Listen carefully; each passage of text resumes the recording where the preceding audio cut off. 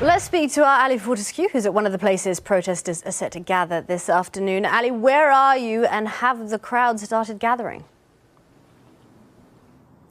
I'm in Hyde Park. You can see behind me the crowds have started to gather. This isn't quite the scale we've seen from previous protests, but that's because this is all preparation for the main event that's happening tomorrow, and that is a blockade of major London landmarks, including Marble Arch just up the road. Of course, the end of Oxford Street, one of the busiest shopping streets in the world. They'll also be blockading Piccadilly Circus, Oxford Circus. As you can imagine, this is going to cause a lot of disruption, though, and I've been talking to some taxi drivers this morning who worry that their week may be ruined as a result.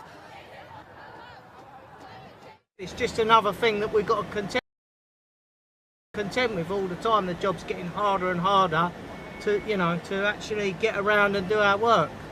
And especially for, wheelchair users and elderly people and people who can't, get around too well, it's a problem for them as well.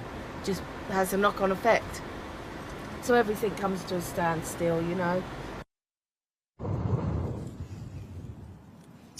Well, let's talk now to Meg and Shifra, who've been involved with these protests from the start. Now, we just have some taxi drivers a bit annoyed because of what's going to be happening over the next few days. What would your kind of main message be to them? Well, there's literally nothing more important in the world. It's a few days of inconvenience compared with ecological breakdown and the breakdown of our society. There's literally nothing more important. And Meg, tell us a bit more about what you're going to be doing the next few days.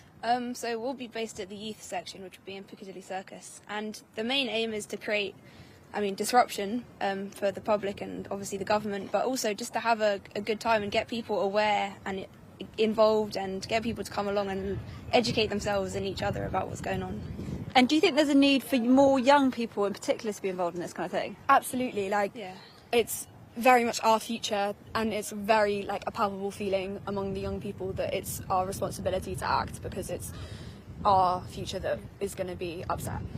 There's a feeling maybe that blockading traffic, annoying people's days is actually maybe not going to get the right message across. What do you think about that? I mean, none of us enjoy disrupting people's days. That's not, we're not here because we want to get in people's way. And that's actually something that, we all struggle with as well. That's a big focus is, trying to work around that. But it's reached a point where the time pressure and the scale of the problem is such that the only way to get the attention of people in power to make a change is large-scale disruption.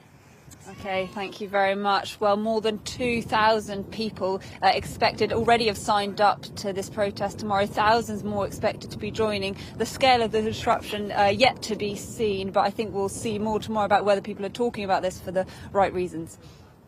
Ali, thank you so much.